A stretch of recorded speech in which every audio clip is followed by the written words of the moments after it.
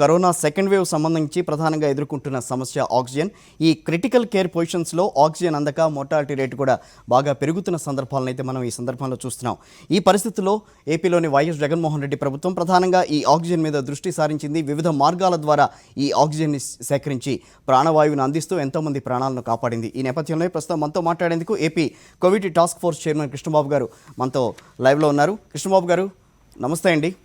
నమస్కారం అండి సార్. మీకు చాలా వాల్యుబుల్ టైము. నమస్కారం. సాక్షి కేటాయిస్తున్నందుకు thank you very much. First of all, రాష్ట్రంలో ఆక్సిజన్ సరఫరా ఏ మేరకు ఉంది, ఎంత అవసరం ఉంది, కేంద్రం కేటాయించింది ఎంత ఇప్పటి వరకు మనకి? ఇప్పుడు యాజ్ ఆన్ టుడే మనకి సుమారు 590 టన్నులు కేంద్రం కేటాయించిందండి. ఇందులో మన 24th మార్చ్ మనం కనుక చూస్తే ఆల్మోస్ట్ 480 టన్నులు మనకి కేటాయించడం జరిగింది. 24th మార్చ్కి ఇప్పటికీ మనం చూస్తే కనుక ఆల్మోస్ట్ డబల్ దాటింది మన కేసు లోడు. సో మనం ఆల్మోస్ట్ 9-10 మెట్రిక్ టన్స్ మనకు కావాలని చాలా రిపీటెడ్గా గవర్నమెంట్ ఆఫ్ ఇండియాని రిక్వెస్ట్ చేశాము. మన ముఖ్యమంత్రి గారు కూడా ప్రైమ్ మినిస్టర్ గారికి నిన్న కూడా ఒక లెటర్ రాయడం జరిగింది. 9-10 టన్స్ మనకు ఇప్పుడున్న కేసు లోడ్ ప్రకారం ఆల్మోస్ట్ మనకి హయ్యెస్ట్ ఆక్సిజన్ బెడ్స్ ఉన్నాయి, అలాగే హయ్యెస్ట్ ఐసీయూ బెడ్స్ ఉన్నాయి, తర్వాత వెంటిలేటర్స్ కూడా. అంటే మనం ఇంతకుముందు చూస్తే కనుక కోవిడ్ ఫస్ట్ వేవ్లో చూస్తే కనుక మనం అంతకన్నా ముందు మన హాస్పిటల్ ఇన్ఫ్రాస్ట్రక్చర్ చూస్తే ఓన్లీ 3636 బెడ్స్ మాత్రమే మనకి ఆక్సిజన్ బెడ్స్ అందుబాటులో ఉన్నాయి. సో ఓన్లీ ఇది ఐసీయూ అండ్ వెంటిలేటర్స్ చాలా తక్కువ అవైలబుల్ ఉన్నాయి. ఇప్పుడు ఆల్మోస్ట్ ముఖ్యమంత్రి గారు దీని మీద ప్రత్యేకమైన శ్రద్ధ తీసుకుని ఫ్యూచర్ రిక్వైర్మెంట్స్ దృష్టిలో పెట్టుకుని చాలా అడ్వాన్స్గానే యాక్షన్ తీసుకుంటూ ఆల్మోస్ట్ 26,000 బెడ్స్ని మనం ఆక్సిజన్ బెడ్స్గా కన్వర్ట్ చేయగలిగాము. ఆల్మోస్ట్ 6,700 బెడ్స్ని మనం ఐసీయూ బెడ్స్గా కన్వర్ట్ చేయగలిగాము. సుమారు 3,000 వెంటిలేటర్స్ని మనం ప్రొక్యూర్ చేసుకోగలిగాము. బట్ అన్ఫార్చునేట్లీ ఏంటంటే ఈ సెకండ్ వేవ్లో మనం అనుకున్న దానికన్నా చాలా బాగా ఫాస్ట్గా ఇంక్రీజ్ నెంబర్ మన కేసు లోడ్ పెరగడం వలన మనకి గవర్నమెంట్ ఆఫ్ ఇండియా అలొకేట్ చేసిన ఆక్సిజన్ సరిపోవట్లేదు. అది రిపీటెడ్గా మనం గవర్నమెంట్ ఆఫ్ ఇండియాతో పర్స్యూ చేస్తున్నాం. ఎంపవర్డ్ గ్రూప్ ఉంది, దానికి మనం ప్రతిరోజు కూడా మనం SOS మెసేజ్లు ఇస్తున్నాము. ముఖ్యమంత్రి గారు ఆల్మోస్ట్ గవర్నమెంట్ ఆఫ్ ఇండియాతో రెగ్యులర్గా పర్స్యూ చేస్తున్నారు. సో డెఫినెట్లీ ఈ నెక్స్ట్ 2 వీక్స్లో మనకి కనీసం ఒక 800 నుంచి 900 టన్నులు కనుక మనకి ఇవ్వకపోతే చాలా ప్రాబ్లం అవుతుంది. అది గవర్నమెంట్ ఆఫ్ ఇండియా దృష్టికి తీసుకురావడం జరిగింది. రైట్. ప్రభుత్వం ఎంతో చేస్తోంది, హాస్పిటల్స్లో బెడ్స్ సంఖ్యను పెంచుతోంది, అదేవిధంగా ఆక్సిజన్ కొరత రాకుండా ఎన్నో చర్యలు తీసుకుంటోంది. కానీ రూయా లాంటి ఘటన ఒకటి జరిగింది, దురదృష్టకరమైన ఘటన ఇది. అసలు ఆ సంఘటన ఏ రకంగా జరిగిందని అంటారు? ఇది వెరీ అన్ఫార్చునేట్ అండి. చాలా అందరం కూడా ఈ సంఘటనకి చాలా బాధపడుతున్నాం. ముఖ్యమంత్రి గారు కూడా దీని మీద ఒక ఎంక్వైరీ కూడా ఆర్డర్ చేశారు. బట్ అన్ఫార్చునేట్లీ అక్కడ నోడల్ ఆఫీసరు సూపరింటెండెంట్ సకాలంలో గనక ఇప్పుడు ఏంటంటే స్టేట్ కంట్రోల్ రూమ్ మనం పెట్టాము, ఆల్మోస్ట్ ఆక్సిజన్ వార్ రూమ్ అని. అలాగే డిస్ట్రిక్ట్ లెవెల్లో జాయింట్ కలెక్టర్ ఆధ్వర్యంలో ఒక డిస్ట్రిక్ట్ వార్ రూమ్ అని పెట్టడం జరిగింది. చాలా డీటెయిల్డ్ ఇన్స్ట్రక్షన్స్ ఇవ్వడం జరిగింది. అంటే మనకి లెవెల్స్ ఎప్పటికప్పుడు చెక్ చేసుకుని ఎవ్రీ 2 అవర్స్కి మనకు లెవెల్స్ అప్డేట్ చేస్తూ ఉండాలి, అంటే వాళ్ళ దగ్గర ఉన్న liquid oxygen levels. So unfortunately Ruia హాస్పిటల్లో మనకి సకాలంలో మనకి ఎమర్జెన్సీ SOS మెసేజెస్ ఏమి రాలేదు. అది కలెక్టర్ గారికి కూడా తెలియని పరిస్థితి ఉంది. సో మన స్టేట్ కంట్రోల్ రూమ్కి కూడా ఆ ఇన్ఫర్మేషన్ లేదు.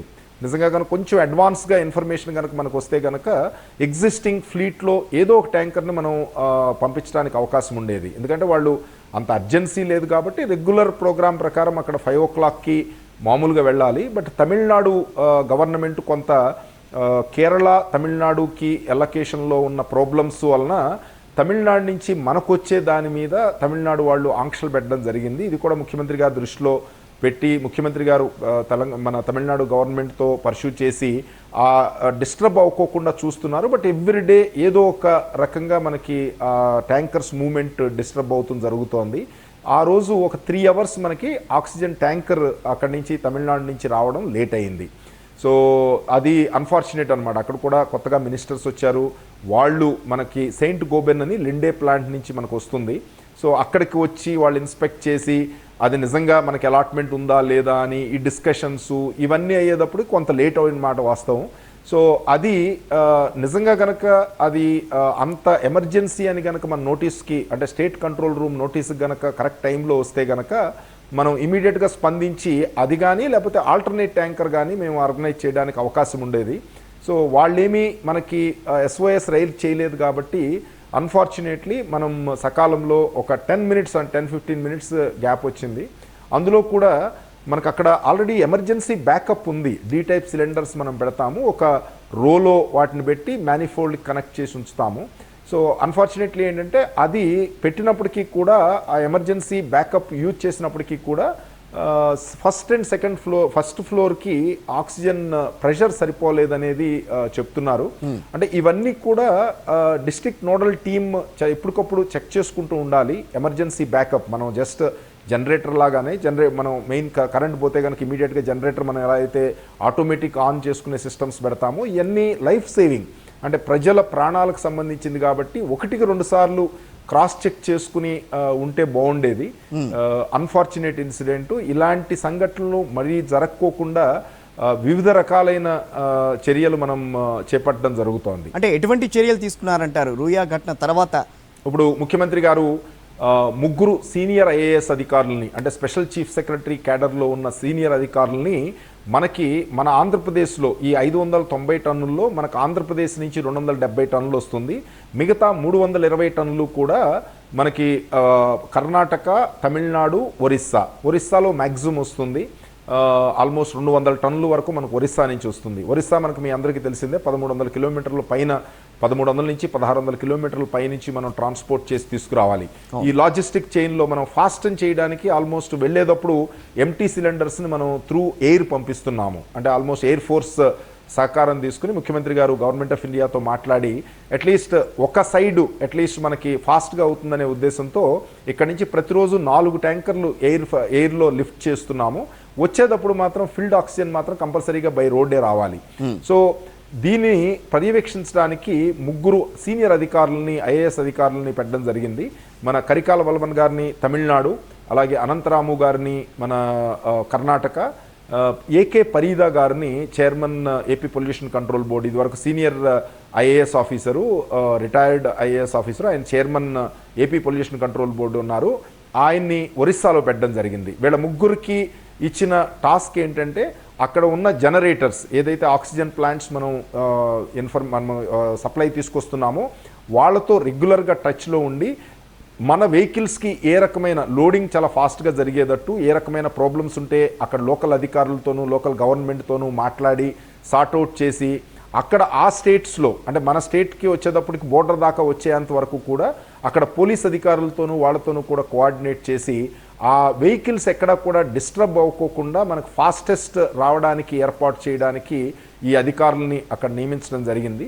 అలాగే ISO ట్యాంకర్స్ కూడా మనకి అలాట్ చేయమని ప్రైమ్ మినిస్టర్ గారికి రిక్వెస్ట్ చేసిన దాని మీద మనకు 3 ISO ట్యాంకర్స్ 20 టన్స్ కెపాసిటీ ఇప్పటికే మనకి ఇచ్చారు. ఇంకా ఫర్దర్గా కూడా వస్తుందని మనం ఎక్స్పెక్ట్ చేస్తున్నాం. ఈరోజు రేపట్లో పానాగఢ్ ఇండియన్ ఎయిర్ ఫోర్స్ బేస్లో మనకు 2 ట్యాంకర్స్ దిగుతున్నాయి. అలాగే ఒక ట్యాంకర్ ఆల్రెడీ మనకి హ్యాండ్ ఓవర్ చేశారు. ఇవన్నీ కూడా ట్రైన్ మీద పెట్టి ఫాస్ట్గా, ఎందుకంటే ట్రైన్ మీద అయితే కనుక 110 km/h మనం స్పీడ్ వెళ్ళొచ్చు ఫిల్డ్ ఆక్సిజన్. అదే మనం రోడ్ ట్యాంకర్ అయితే కనుక 35 kilometers కన్నా దాటడానికి లేదు. అందుకని ఫాస్ట్గా బాగా దూరం నుంచి కూడా మనం తెచ్చుకోవడానికి ఏర్పాట్లు చేయడం జరిగింది. అలాగే డిస్ట్రిక్ట్ కంట్రోల్ రూమ్స్ని చాలా స్ట్రెంగ్థన్ చేయడం జరిగింది. స్టేట్ కంట్రోల్ రూమ్లో ఆల్రెడీ ఒక IAS ఆఫీసర్ పనిచేస్తున్నారు. ఇంకొక 2 IAS ఆఫీసర్స్ని పెట్టి స్టేట్ కంట్రోల్ రూమ్లో వాళ్ళ కంట్రోల్ అంటే డిఫరెంట్ ఐటమ్స్ అంటే జనరేటర్స్తో కోఆర్డినేట్ చేయడం, తర్వాత ట్రాన్స్పోర్టర్స్తో కోఆర్డినేట్ చేయడం, హాస్పిటల్స్తో కోఆర్డినేట్ చేయడం, డిస్ట్రిక్ట్ అడ్మినిస్ట్రేషన్తో కోఆర్డినేట్ చేయడానికి సెపరేట్ వింగ్స్ పెట్టి ప్రాణవాయువు అని ఒక అప్లికేషన్ డెవలప్ చేయడం జరిగింది. సో అందులో మనకి ఆ ట్యాంకరు మనకి ఎక్కడ ఉంది, ఈవెన్ GPSలో అది ఎక్కడ ఉంది అనేది తెలుసుకోవడానికి ట్రాకింగ్ దగ్గర నుంచి ఎప్పుడు జనరేటర్ దగ్గరికి వెళ్ళింది, ఎప్పుడు లోడ్ అయ్యింది, ఎప్పుడు స్టార్ట్ అయ్యింది, ఫస్ట్ హాస్పిటల్కి ఎప్పుడు వచ్చింది, సెకండ్ హాస్పిటల్కి ఎప్పుడు వచ్చింది, సో ఇలా ప్రతి మూమెంటు కూడా మానిటర్ చేసేటట్టు, అలాగే హాస్పిటల్ బెడ్స్ కూడా దగ్గర కూడా అది అవసరం ఉన్నంత మాత్రకే ఉపయోగిస్తున్నారా లేకపోతే ఏమన్నా వేస్ట్ అవుతోందా అని ఒక ఆడిట్ చేయడం, అంటే ఆల్మోస్ట్ మనకి నోడల్ ఆఫీసర్స్ని అపాయింట్ చేసి ప్రతి హాస్పిటల్లో కూడా ఒక నోడల్ ఆఫీసరు 2-3 టీము పెట్టి 24/7 అవర్స్ వాళ్ళు మానిటర్ చేస్తూ ఎప్పటికప్పుడు లెవెల్స్ చెక్ చేస్తూ ప్రెషర్ చెక్ చేస్తూ ఈ పేషెంట్స్ నిజంగా మనకి ఎప్పుడన్నా వాళ్ళు భోంచేసేటప్పుడో లేకపోతే నైట్ పడుకునేటప్పుడో లేకపోతే ఈ వాష్రూమ్స్కి వెళ్ళేటప్పుడో ఏమన్నా తీసి అది వాళ్ళు కట్టేయకోకుండా ఏమన్నా అక్కడ పెట్టేస్తున్నారా, ఇలాంటి అన్ని ప్రతి అంశం మీద కూడా చాలా డీటెయిల్డ్గా ఆడిట్ చేసి ఈ ఆక్సిజన్ కన్జంప్షన్ ఏదైతే ఉందో దాన్ని మనం ఎంత మ్యాక్సిమం కంట్రోల్ చేయగలమో అది కంట్రోల్ చేసేటట్టు చాలా చర్యలు తీసుకోవడం జరిగింది. సో వీటన్నిటి సూపర్విజన్ మనకి ముఖ్యమంత్రి గారు లాస్ట్ టైం కలెక్టర్స్ కూడా చెప్పడం జరిగింది. వాళ్ళ ఎంటైర్ పెర్ఫార్మెన్స్ కూడా ఇది లైఫ్ సేవింగ్, ఎందుకంటే ఇందులో ఏ రకమైన అలక్ష్యం చూపించినా చాలా సీరియస్ యాక్షన్ ఉంటుందని గవర్నమెంట్ తరపు నుంచి చాలా క్లియర్గా చెప్పడం జరిగింది. డెఫినెట్గా అందరూ కూడా గేరప్ అయ్యారు. సో ఇలాంటి అన్ఫార్చునేట్ ఇన్సిడెంట్స్ రాకోకుండా చేయడానికి అన్ని రకాల చర్యలు తీసుకోవడం జరుగుతోంది. అట్లా కృష్ణబాబు గారు, రోడ్డు రైలు రవాణా మార్గాల ద్వారా కాకుండానే ఎయిర్ లిఫ్ట్ కూడా చేస్తున్నారు ఈ ఆక్సిజన్ ట్యాంకర్స్ని. ఎలా ఉంది, దాని ఫలితాలు ఎట్లా కనిపిస్తున్నాయి? మనకి ఈస్ట్ సైడ్ నుంచి ఎస్పెషల్లీ అంగూల్, రూర్కెలా, అలాగే మన కళింగనగర్ ఈ ప్లేసెస్ నుంచి మనకి ఆల్మోస్ట్ 200 టన్నులు మనకి అలొకేషన్ ఉంది.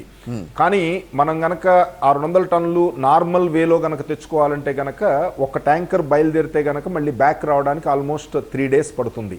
సో దీన్ని ఎలా తగ్గించాలనే దాని మీద చాలా ఎక్సర్సైజ్ చేసి ముఖ్యమంత్రి గారు ఇండియన్ ఎయిర్ ఫోర్స్తో అంటే డిఫెన్స్తో, మినిస్ట్రీ ఆఫ్ డిఫెన్స్తో మాట్లాడి ఒక సైడు, ఎందుకంటే ఈ ఎయిర్ లిఫ్ట్ చేయడం అనేది ఓన్లీ ఎంప్టీ ట్యాంకర్స్ మాత్రమే చేయగలం.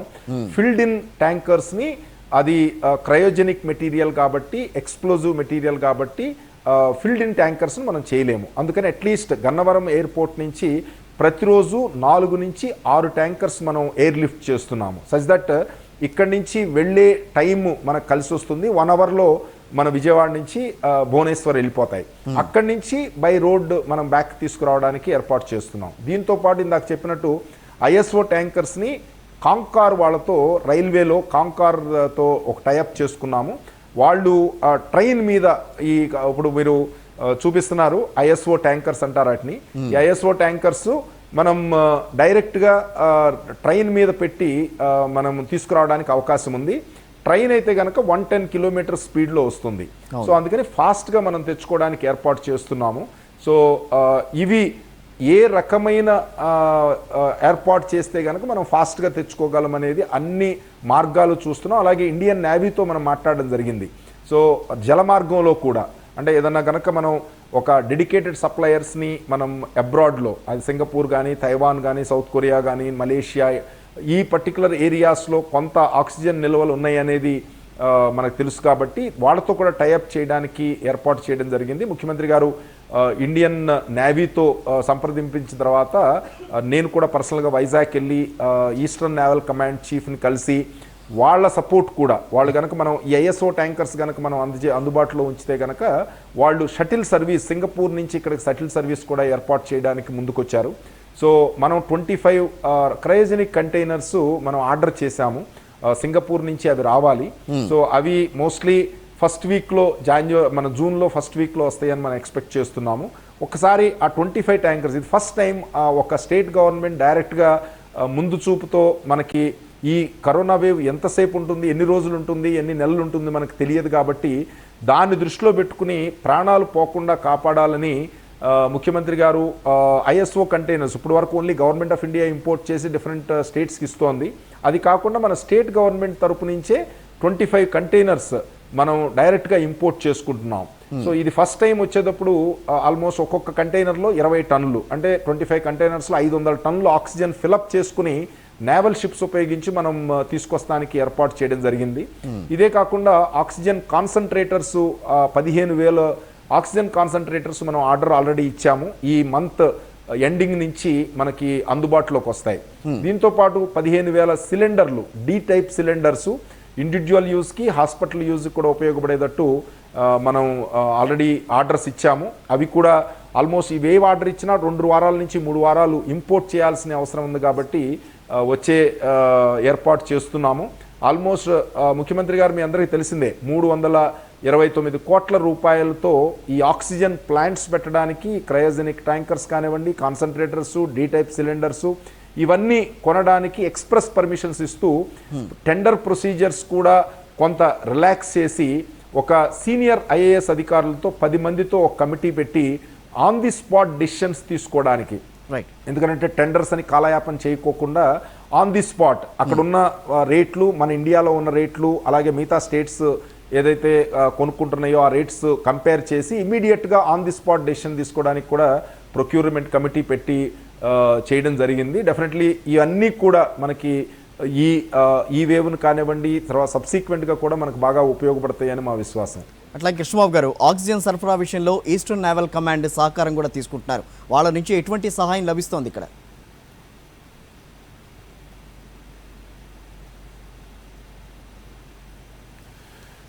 మనం ఈస్టర్న్ నేవల్ కమాండ్ సిఎన్సిని పర్సనల్గా కలిసి వాళ్ళ సపోర్ట్ అడిగాము. సో వాళ్ళు ఇమీడియట్గా స్పందించి, వాళ్ళకి నేవల్ డాక్ యార్డ్ ఉంది, డాక్ యార్డ్లో వివిధ రకాలైన ఎక్స్పర్టైజ్ వాళ్ళకు ఉంది. ఎస్పెషల్లీ కంప్రెస్డ్ ఎయిర్ని డిఫరెంట్ ప్రెషర్లో వాళ్ళు హ్యాండిల్ చేయడానికి వాళ్ళకి టీమ్స్ ఉన్నాయి కాబట్టి వాళ్ళు ఇమీడియట్గా ముందుకొచ్చారు. సేమ్ మనం మీటింగ్ పెట్టిన నెక్స్ట్ డేనే 4 టీమ్స్ ఫామ్ చేసి 4 రీజియన్స్కి వాళ్ళని పంపించడం జరిగింది. ఒక టీం ఇప్పుడు నార్త్ కోస్టల్లో పనిచేస్తోంది, ఒక టీము సెంట్రల్ ఆంధ్రాలో పనిచేస్తోంది, ఒక టీము రాయలసీమలో పనిచేస్తోంది.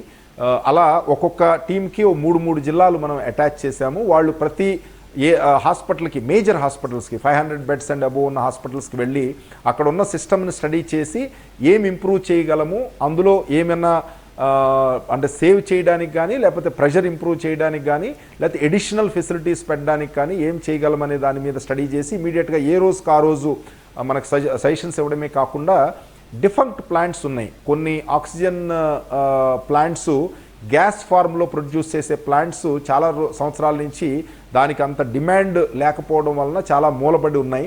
అలాంటి అన్నీ కూడా మనం ఐడెంటిఫై చేసి వాటన్నిటినీ కూడా మనం బ్యాక్కి ఆపరేషన్లో తీసుకురావడానికి మనం ప్రయత్నం చేస్తున్నాము. అందులో కూడా టెక్నీషియన్ హెల్ప్ కానీ, టెక్నికల్ హెల్ప్ కానీ, మెటీరియల్ సపోర్ట్ కానీ, ఏదైనా మ్యానిఫోల్డ్స్ తయారు చేయడం కానీ, వీటన్నిటిలో కూడా నేవీ ముందుకు వస్తుంది. అలాగే మనం ఏదైతే ఇప్పుడు సింగపూర్ నుంచి అలా డిఫరెంట్ కంట్రీస్ నుంచి మనం ఆర్డర్స్ ఇచ్చామో అవన్నీ కూడా మెటీరియల్ ఫ్రీ ఆఫ్ కాస్ట్ మనకి సింగపూర్ నుంచి లేకపోతే అదర్ కంట్రీస్ నుంచి ట్రాన్స్పోర్ట్ చేసి మనకు అందుబాటులో పెట్టడానికి కూడా మనకి మనం ముందుకొచ్చింది.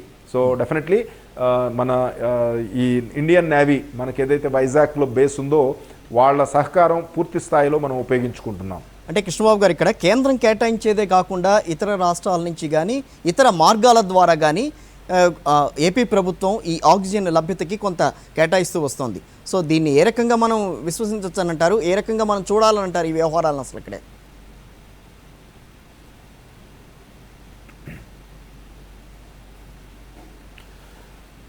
సో ఒకటండి, అంటే అదర్ స్టేట్స్ నుంచి మనం తెచ్చుకోవడం అనేది చాలా కష్టసాధ్యమైన విషయం. ఎందుకంటే ఏ స్టేటు ఇప్పుడు పరిస్థితి చూస్తే కనుక ఏ స్టేట్ ఆ స్టేటే మాకు ఇచ్చిన అలొకేషన్, గవర్నమెంట్ ఆఫ్ ఇండియా ఇచ్చిన అలొకేషన్ సరిపోవట్లేదనే పరిస్థితుల్లో ఉన్నాయి.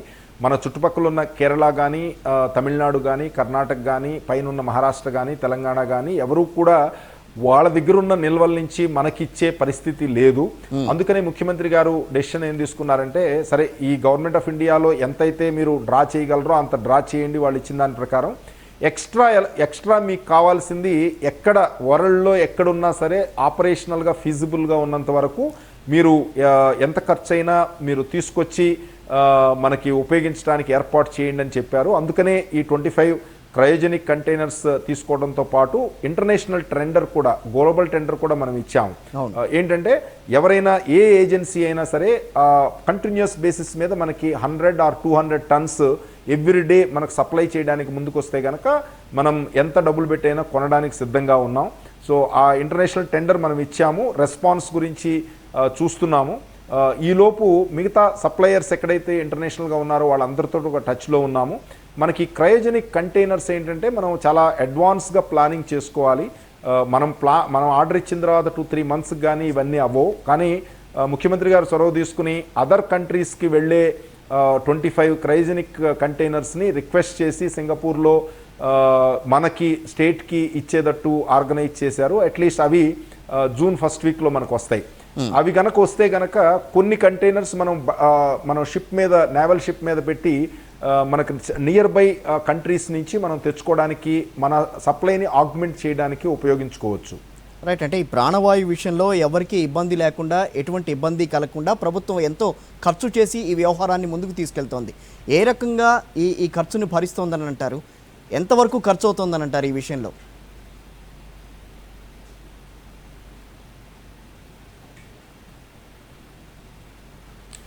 సో మీ అందరికీ తెలిసిందే, అంటే ముఖ్యమంత్రి గారు ఎస్పెషల్లీ పేద ప్రజల గురించి కానీ, లేకపోతే పేద ప్రజలకి ఫెసిలిటీస్ కానీ, ఎస్పెషల్లీ హెల్త్ అండ్ ఎడ్యుకేషన్ మీద కానీ ఏ రకమైన ఖర్చుకు కూడా వెనుకాడరు.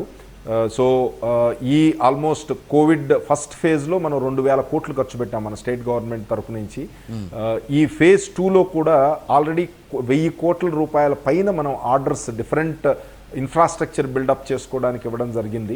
సో ఆల్మోస్ట్ ఈ సెకండ్ వేవ్లో ఆల్మోస్ట్ ఇంకొక 1 మంత్ మనం చూస్తే కనుక జూన్ ఎండింగ్కి ఆల్మోస్ట్ 2,500 crores అడిషనల్గా ఖర్చు అవుతుంది అనేది మన అంచనా. అంటే అది మ్యాన్ పవర్కి కానీ, ఎక్విప్మెంట్కి కానీ, అలాగే పేషెంట్ కేర్ కానీ, అంటే వాడి మెడిసిన్స్ కానివ్వండి, ఫుడ్ కానివ్వండి, ఇవన్నీ కూడా.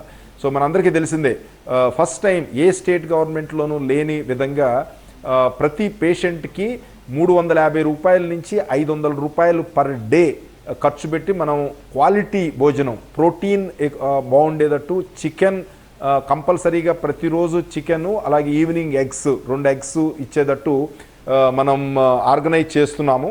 సో 500 రూపాయలు జనరల్గా ఒక ఓన్లీ ఫుడ్ మీద పర్ పర్సన్ పర్ డే ఖర్చు పెడతాం అనేది మనం కంపేర్ చేసుకోవచ్చు ఏ స్టేట్లో కూడా. ఆ రకమైన ఇన్వెస్ట్మెంట్ మనం చేస్తున్నాము.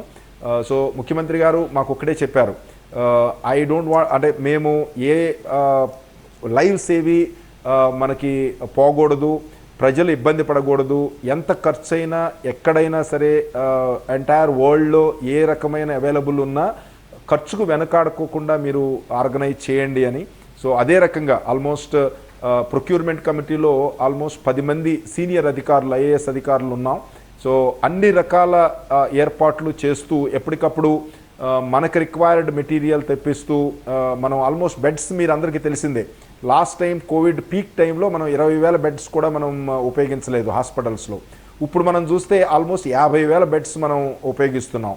సో అలాగే ప్రతి ఇన్ఫ్రాస్ట్రక్చర్ కూడా మనం ఇంప్రూవ్ చేసుకున్నాం. అలాగే పిఎస్ఏ ప్లాంట్స్ ఇప్పుడు ఆల్మోస్ట్ ప్రతి హాస్పిటల్లో కూడా కంటిన్యూస్ బేసిస్ మీద ఎయిర్ నుంచి ఆక్సిజన్ తయారు చేసే ప్లాంట్స్ 1000 లీటర్స్ కానివ్వండి, 1,500 లీటర్స్ కానివ్వండి, ఈ ప్లాంట్స్ చాలా ఎక్కువ ఖర్చు, 300 కోట్లలో అదే మేజర్ మొన్న ఇచ్చిన ఆర్డర్స్లో అదే ఆల్మోస్ట్ 200 కోట్ల పైన ఉంది. సో ప్రతి హాస్పిటల్లో కూడా ఆ రకమైన ఫెసిలిటీస్ మనం క్రియేట్ చేస్తే కనుక ఫ్యూచర్లో ఇలాంటి ఉపద్రవం వచ్చినప్పుడు మనం ఓన్లీ లిక్విడ్ ఆక్సిజన్ మీద, పీక్ లోడ్ మీదే మనం డిపెండ్ అవడానికి ఉండేటట్టు ఇన్ఫ్రాస్ట్రక్చర్ అప్గ్రేడ్ చేయడం జరుగుతోంది. రైట్. కృష్ణబాబు గారు, ఇటువంటి క్లిష్ట సమయంలో జిల్లాకు ఒక ఆక్సిజన్ ప్లాంట్ ఏర్పాటు చేయాలి అని చెప్పి సీఎం చెప్పారు. దానికి సంబంధించి ఎంతవరకు వచ్చింది? ఆ విషయానికి సంబంధించిన డీటెయిల్స్కి వెళ్తానంటే ఒక చిన్న బ్రేక్ తర్వాత మళ్ళీ మీతో జాయిన్ అవుతాను. ఒక షార్ట్ బ్రేక్ తీసుకుందాం. Stay with us.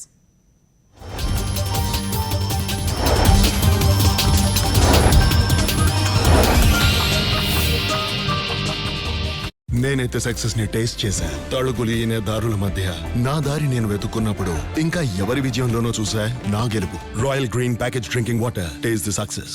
అర్టిగా గోల్డ్ కంపెనీకి రండి. వేరెక్కడైనా కుదువ పెట్టిన మీ బంగారు నగలను విడిపించి ఆ రోజు ఆన్లైన్ రేటుకే కొని డిఫరెన్స్ అమౌంట్ ని మీకే చేస్తారు. Urtica gold company. మా పేరెంట్స్ తో ఉంటే ఓకే కదా? సన్నగా ఉన్నావు, ఏం తినవా? అమ్మాయి ఫోటోలో తెల్లగా ఉందే. నువ్వు జాబ్కి వెళ్తే పిల్లల్ని ఎవరు చూస్తారు? ఏమైనా మాట్లాడమ్మా. ఈ మగ పెళ్లి వారి ఎక్స్టెండెడ్ ఫ్యామిలీ తిక్క తిక్క ప్రశ్నలు అడుగుతున్నారా? ప్రెషర్ తీసేయండి. telugushadi.com కి వచ్చేయండి. ఈ రోజే డౌన్లోడ్ చేసుకోండి.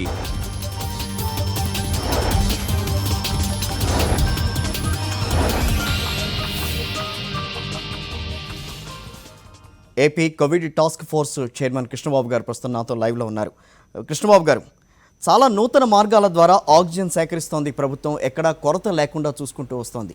కానీ రూయా హాస్పిటల్కి సంబంధించిన సంఘటనని ప్రధానమైన సాకుగా చూపిస్తూ ప్రతిపక్షాలు ఇవన్నీ ప్రభుత్వ హత్యలుగా చిత్రీకరించే ప్రయత్నం చేస్తున్నాయి. వాస్తవాలు తెలిసినా కూడా. ఏం చెప్తారు ఈ విషయం మీద?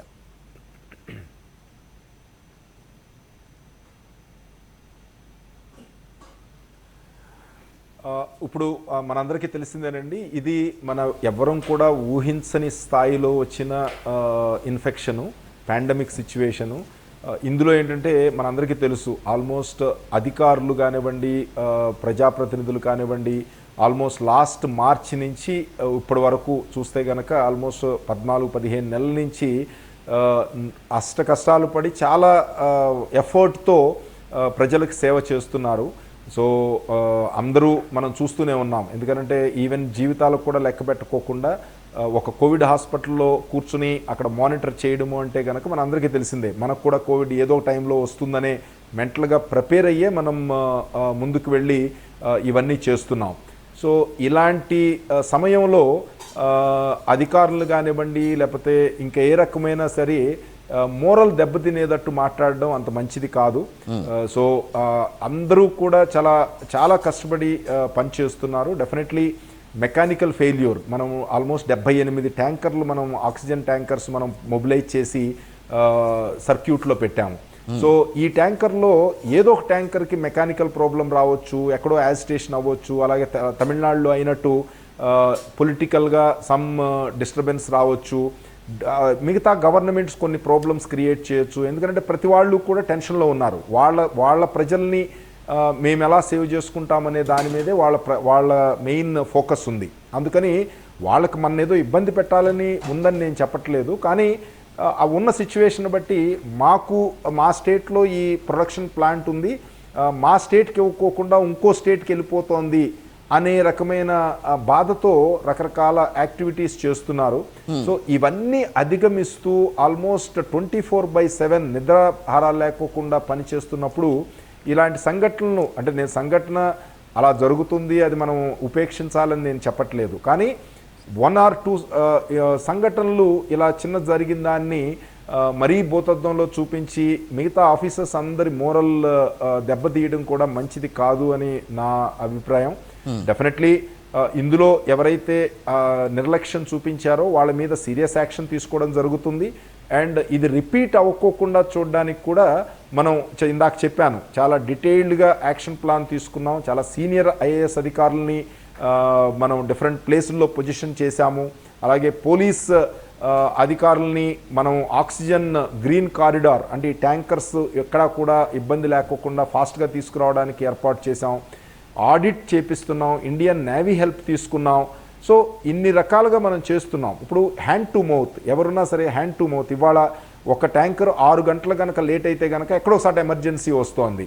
సో ఈ సిచ్యువేషన్ మనం అర్థం చేసుకుని ఎలా మనం సహకరించి మనం ఎంత ఫాస్ట్గా స్మూత్గా ఈ ఆక్సిజన్ సప్లై మనం చేయాలనే దాని మీద మనం ప్రధానమైన దృష్టి పెడితే కనుక బాగుంటుంది. అందరినీ ఈ డైరెక్షన్లో సహకరించవలసిందిగా మేము విజ్ఞప్తి చేస్తున్నాం.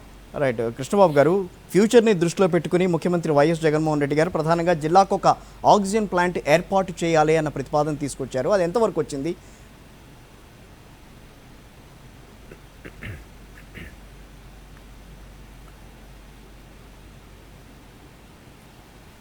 మనకి ఇక్కడ గవర్నమెంట్ ఆఫ్ ఇండియా కొంత మన పిఎస్ఏ ప్లాంట్లు ఇస్తోంది. బట్ గవర్నమెంట్ ఆఫ్ ఇండియా ఇచ్చే పిఎస్ఏ ప్లాంట్లు మనకున్న బెడ్ కెపాసిటీ బట్టి కానీ, లేకపోతే హాస్పిటల్లో బెడ్స్కి ఉన్న కెపాసిటీకి సరిపోవట్లేదు. అందుకని ముఖ్యమంత్రి గారు ఏమన్నారంటే, ప్రతి హాస్పిటల్లో కూడా అక్కడ ఎన్ని బెడ్స్ ఉన్నాయో అన్ని బెడ్స్కి సంబంధించిన ఆక్సిజన్ మనమే తయారు చేసుకుందాము, సో దానికి తగ్గట్టు మీరు ప్రణాళిక పెట్టండి అని మనకు ఆదేశాలు ఇచ్చిన తర్వాత మనం 53 ప్లాంట్లు పిఎస్ఏ ప్లాంట్స్, అంటే మనం ఈ లిక్విడ్ ఆక్సిజన్ ప్రొడ్యూస్ చేసి మనం గాలి నుంచే అక్కడికక్కడే ప్రొడ్యూస్ చేసి మనం బెడ్స్కి సప్లై చేసే పరమైన ప్లాంట్స్ని మనం ఏర్పాటు చేయడానికి ఆల్రెడీ టెండర్స్ ఇవ్వడం జరిగింది. సో ఇవి మోస్ట్లీ ఇంకొక 10 డేస్లో మనం కన్ఫర్మ్ చేసుకుని 3 మంత్స్ టైంలో, అంటే నెక్స్ట్ ఫ్యూచర్, అంటే ఇమీడియట్గా ఈసారికి మనం చేయలేకపోవచ్చు, బట్ అట్లీస్ట్ ఒక 3 మంత్స్లో ఇవి కనుక మనం కంప్లీట్ చేసుకుంటే కనుక ఫ్యూచర్లో ఏ రకమైన పరిస్థితి ఉన్నా సరే బేస్ లోడ్, అంటే నార్మల్ సిచ్యువేషన్లో హాస్పిటల్కి మనం బయట నుంచి ఆక్సిజన్ అందచేయాల్సిన అవసరం ఉండదు. పీక్ లోడ్ అంటే మనం ఎప్పుడైనా హాస్పిటల్ మనం చేసినప్పుడు 60-70% బెడ్ ఆక్యుపెన్సీని దృష్టిలో పెట్టుకుని చేస్తాము. సో దానికి ఏమి ఇబ్బంది లేకోకుండా ఆర్గనైజ్ చేయడం జరుగుతోంది. సో దీనికన్నా పీక్ లోడ్ వచ్చినప్పుడు, ఇప్పుడున్న సిచ్యువేషన్ లాగా 100% కనుక ఆక్యుపేషన్ వచ్చే బెడ్ ఆక్యుపెన్సీ వచ్చే పరిస్థితి ఉంటే కనుక దానికి కావాల్సిన లిక్విడ్ ఆక్సిజన్ మనం మూవ్ చేసుకునేటట్టు ఏర్పాటు చేసి ఆల్మోస్ట్ మీ అందరికీ తెలుసు 309 కోట్ల రూపాయలతో అడ్మినిస్ట్రేటివ్ శాంక్షన్ ఇవ్వడం జరిగింది. సో డెఫినెట్లీ మనం ఇది కాకోకుండా మీ అందరికీ తెలుసు మన ముఖ్యమంత్రి గారు 16 మెడికల్ కాలేజెస్ కొత్తగా పెట్టడం దగ్గర నుంచి అలాగే నాడు నేడు ప్రోగ్రాంలో ఎంటైర్ హాస్పిటల్ ఇన్ఫ్రాస్ట్రక్చర్ అంతా అంటే పిహెచ్సి అంటే మన వైఎస్ఆర్ ఆరోగ్య క్లినిక్స్ హెల్త్ క్లినిక్స్ గ్రామ స్థాయి నుంచి పిహెచ్సిలు కానివ్వండి, area hospitals, community health centres, district hospitals, teaching hospitals, వీటన్నిటిలో కూడా ఇన్ఫ్రాస్ట్రక్చర్ మనం ఇంప్రూవ్ చేయడానికి 14,000 కోట్లతో చాలా పెద్ద ప్రోగ్రాం మనం తీసుకున్నారు. సో అదంతా మనకు తెలిసిందే. కాకపోతే ఇవన్నీ ఓవర్ నైట్ అయిపోవు. సో హెల్త్ ఇన్ఫ్రాస్ట్రక్చర్ మీద మన స్టేట్ ఖర్చు పెడుతున్నట్టు డెఫినెట్లీ ఏ స్టేటు కూడా ఖర్చు పెట్టలేదనేది మనం కాన్ఫిడెంట్గా చెప్పొచ్చు. So definitely short term, medium term, long term మూడిట్లో కూడా అన్ని రకాల చర్యలు ముఖ్యమంత్రి గారి డైరెక్షన్స్ ప్రకారం హెల్త్ డిపార్ట్మెంట్ టేకప్ చేస్తోంది. డెఫినెట్లీ ఈ క్రైసిస్ కూడా సమర్థవంతంగా అందరూ కలిసి ఎదుర్కొంటామనే కాన్ఫిడెన్స్ మాకుంది. అట్లా కృష్ణబాబు గారు, ఆక్సిజన్ సమస్య అనేది ఒక్క రాష్ట్రానికి, ఆంధ్రప్రదేశ్ రాష్ట్రానికి మాత్రమే పరిమితం కాదు. దాదాపుగా అన్ని రాష్ట్రాలు ఈ సమస్యను ఎదుర్కొంటున్నాయి. వాళ్ళకి ఏపీ ప్రభుత్వం ఎటువంటి వ్యత్యాసం కనిపిస్తోంది ఈ లభ్యత విషయంలో, వాళ్ళు తీసుకుంటున్న చర్యల విషయంలో?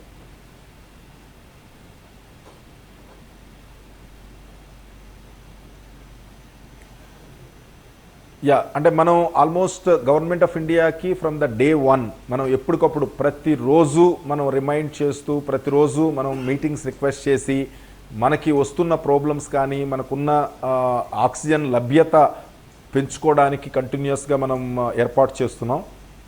అలాగే మన దగ్గర ఉన్న RINL ప్లాంటు ఇదివరకు మనకి 100 metric tons liquid oxygen produce చేసేది. సో ముఖ్యమంత్రి గారు స్పెసిఫిక్గా CMD RINLతో మాట్లాడి, అలాగే నేవీ వాళ్ళతో మాట్లాడి, వాళ్ళకి కావాల్సిన ఇంప్రూవ్మెంట్స్ మనకి స్టేట్ సైడ్ నుంచి కూడా సపోర్ట్ ఇచ్చి 100 టన్స్ నుంచి 130 టన్స్కి మనం ప్రొడక్షన్ కెపాసిటీ మనం పెంచుకోగలిగాం. సో RINL చాలా మంచి కృషి చేసింది ఇందులో. వాళ్ళ అధికారులందరూ కూడా మన స్టేట్కి ఇది ఒక చాలా మనం కష్టకాలము, మన అందరం కూడా పని చేయాలి అనే ఒక రకమైన ఒక దృష్టితో చాలా బాగా ఆల్మోస్ట్ 30% ప్రొడక్షన్ పెంచడం అంటే నార్మల్ ప్లాంట్లో వాళ్ళ రేటెడ్ కెపాసిటీ కన్నా ఎక్కువ ఇప్పుడు ప్రొడ్యూస్ చేస్తున్నారు. సో అలాగే వాళ్ళ సేఫ్టీ లెవెల్ ఆల్మోస్ట్ వాళ్ళ స్టోరేజీ మామూలుగా అయితే కనుక 1 డే వాళ్ళకు కావాల్సిన, ఎందుకంటే ఇది లిక్విడ్ ఆక్సిజన్ ఎందుకు స్టోర్ చేసుకుంటారు వాళ్ళు, ఎప్పుడైనా కనుక వాళ్ళ ఆక్సిజన్ గ్యాస్ ప్లాంట్లో కనుక ఏమైనా ప్రాబ్లం వస్తే కనుక స్టీల్ ప్రొడక్షన్లో సడన్గా డిస్టర్బెన్స్ రాకోకుండా లిక్విడ్ ఆక్సిజన్ నుంచి వాళ్ళు వాడుకోవడానికి ఈ లిక్విడ్ ఆక్సిజన్ భద్రపరుచుకుంటారు. సో అది కూడా పక్కన పెట్టి స్టీల్ మినిస్ట్రీతో మాట్లాడి అది ఆ సేఫ్టీ స్టాక్స్ కూడా 1 డే స్టాక్ని 0.5 డేస్కి తగ్గించారు. ఆ 0.5 డేస్ని కూడా ఇంకా సేఫ్టీ స్టాక్ కూడా లిమిట్స్ తగ్గించి ఆల్మోస్ట్ నిరాటంకంగా లాస్ట్ ఆల్మోస్ట్ మనం 25 డేస్ నుంచి చూస్తుంటే కనుక ప్రతిరోజు మనం RINL నుంచి 170 మిలియన్ మెట్రిక్ టన్స్ నుంచి 200 మెట్రిక్ టన్స్ మనం ప్రతిరోజు డ్రా చేస్తున్నాం.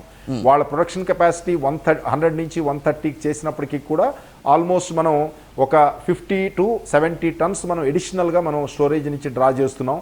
ఆల్మోస్ట్ వాళ్ళ స్టోరేజ్ కూడా తగ్గిపోతుంది. వాళ్ళ ప్లాంట్ కూడా సేఫ్టీకి అది అంత మంచిది కాదు. అయినప్పటికీ కూడా మన స్టేట్ ఉన్న పరిస్థితిని బట్టి వాళ్ళు కూడా అర్థం చేసుకుని చాలా బాగా సపోర్ట్ చేస్తున్నారు.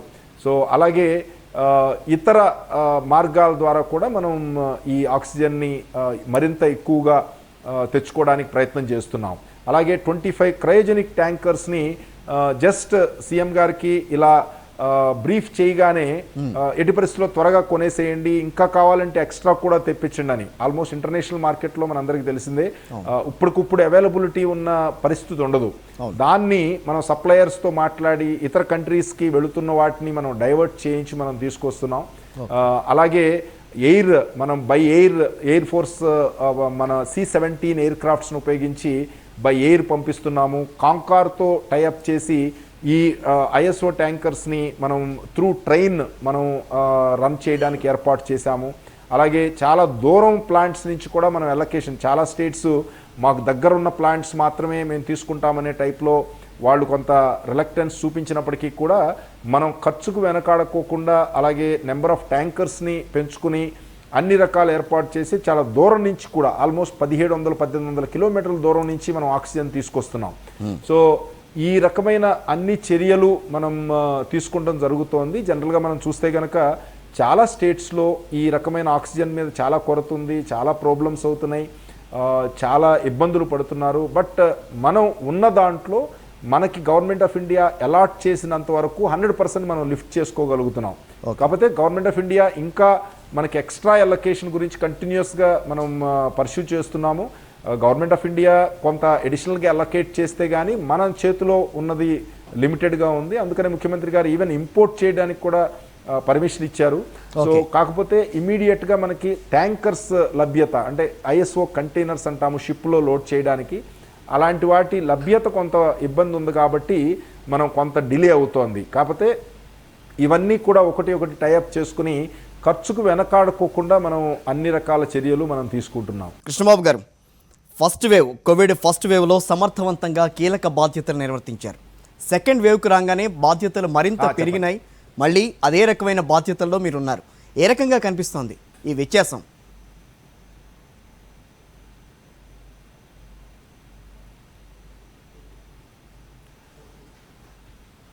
అంటే ఫస్ట్ వేవ్లో మనకి కొంత టైం ఉందండి. మనం ప్రిపేర్ అవ్వడానికి, మనం రియాక్ట్ అవ్వడానికి, అలాగే మనం ఇన్ఫ్రాస్ట్రక్చర్ కొంత ఇంప్రూవ్ చేసుకోవడానికి అది కొంత టైం మనకు ఉంది. సెకండ్ వేవ్కి వచ్చేటప్పటికి ఆల్మోస్ట్ మీన్స్ ఆల్మోస్ట్ ఒక సునామీ టైప్లో అంటే ఆల్మోస్ట్ ఒక 15 to 20 డేస్లోనే చాలా తక్కువ స్థాయి నుంచి లెస్ దాన్ 200 లెస్ దాన్ 300 ఉన్న పాజిటివ్ కేసెస్ నుంచి ఆల్మోస్ట్ 22,000కి మనం వచ్చేసాం, ఆల్మోస్ట్ 20%.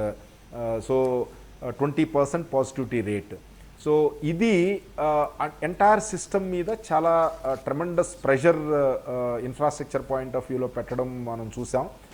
హాస్పిటల్ బెడ్స్ మనం ఆల్మోస్ట్ లాస్ట్ టైం మనం చూస్తే కనుక peak September 3rd, 2020 peak cases మనం రికార్డ్ చేశాము.